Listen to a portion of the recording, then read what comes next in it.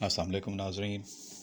Jio Pakistan channel میں آپ کو خوش آمدید کہتے ہیں اور امید کرتے ہیں کہ آپ سب خیریت سے ہوں گے۔ جیو پاکستان چینل کی جانب سے آج اس ویڈیو میں ہم بات کریں گے آپ کے پسندیدہ اور مشہور کامیاب ڈرامے بجو کے تازہ ترین اپڈیٹس کے حوالے سے،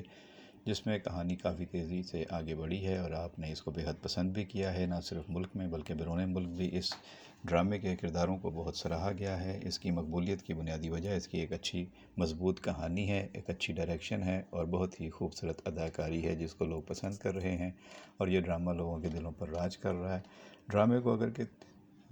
کہانی کو طول دیا گیا ہے، لیکن لوگوں نے اس کو پسند کیا ہے، اور کچھ لوگ اس میں بوریت کا اظہار بھی کر رہے ہیں کہ ڈرامے کو خام خواہ سلو کیا گیا ہے، اور لمبا کھینچنے کے لیے شاید اس میں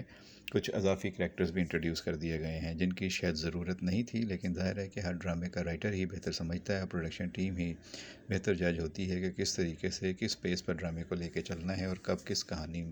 میں ٹویسٹ دینا ہے۔ مختلف اداکاروں اور فنکاروں کی کہانیاں ایک ساتھ چل رہی ہوتی ہیں، جیسے کہ اس میں اب بجو کی کہانی ہے جو اپنے لیے رشتہ ڈھونڈ رہی تھی، اور اس کے لیے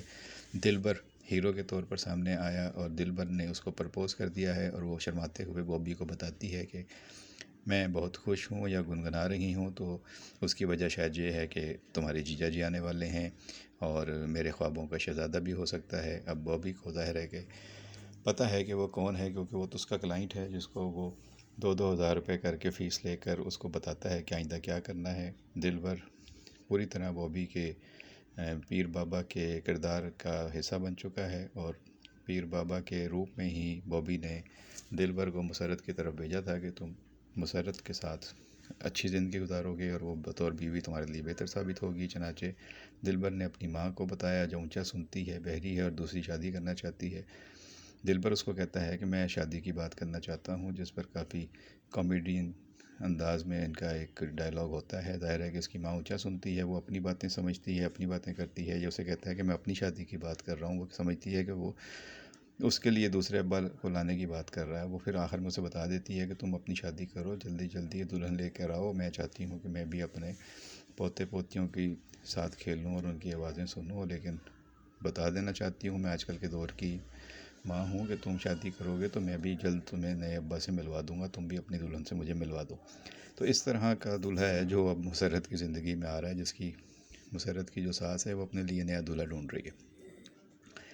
تو مسرت کی کہانی جو ہے وہ کافی دلچسپ ہے، کیونکہ اس کی شادی نہیں ہو رہی تھی۔ پہلے اس کی شادی جواد سے ہونی تھی، جواد کے ساتھ اس کی شادی عین وقت پہ ختم ہو گئی تھی، اور وہ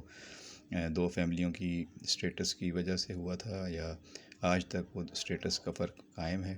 اب مسرت کی چھوٹی بہن بشریٰ کی شادی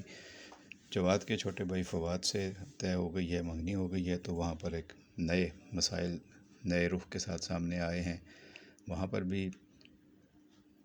جواد اور فواد کی ماں صبا نے کوشش کی تھی کہ اسٹیٹس کا ان کو تانا دیا جائے، اور جو انگوٹھی لڑکی والے لے کر گئے تھے لڑکے کو پہنانے کے لیے، اس کو انہوں نے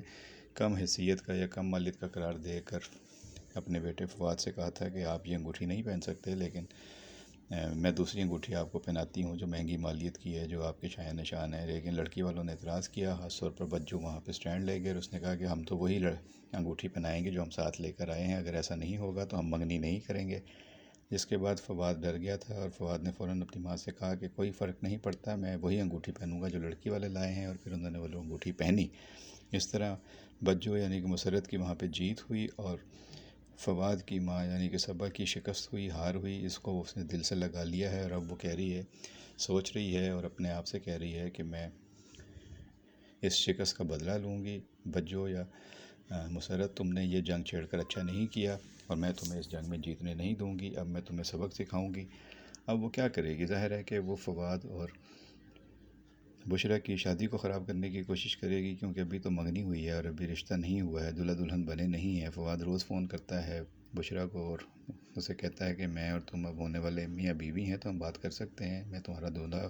کم فیانسے ہوں، جبکہ بشریٰ اسے کہتی ہے کہ ہاں آپ میرے دولہا ہیں، وہ بھی ہونے والے، ابھی ہوئے نہیں ہیں۔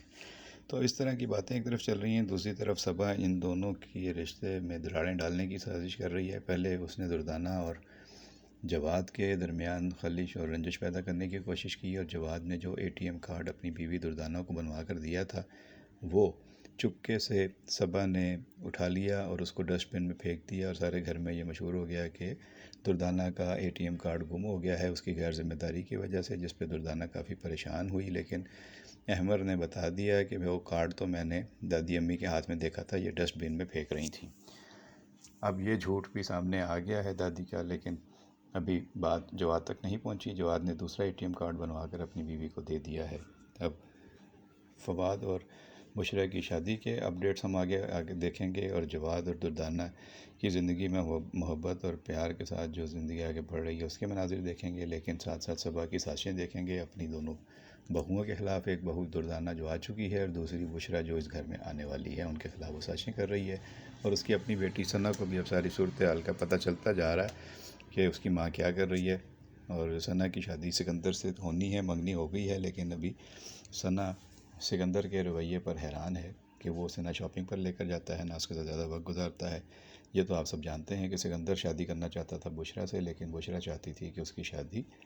فواد سے ہو جائے، اس لیے دونوں منگنیاں ہو چکی ہیں۔ آنے والے دلچسپ مناظر ہوں گے، ان کے اپڈیٹس آپ تک پہنچاتے رہیں گے۔ آپ سے وہی گزارش ہے کہ چینل سبسکرائب نہیں کیا تو ضرور کر لیں، گھنٹی کا بٹن دبا دیں، ویڈیو کو دوستوں کے ساتھ شیئر کر دیں، اور کمنٹ باکس میں اپنی رائے پسند ناپسند سے ہمیں ضرور آگاہ کریں۔ آپ کے کمنٹس کا انتظار رہے گا۔ بہت شکریہ۔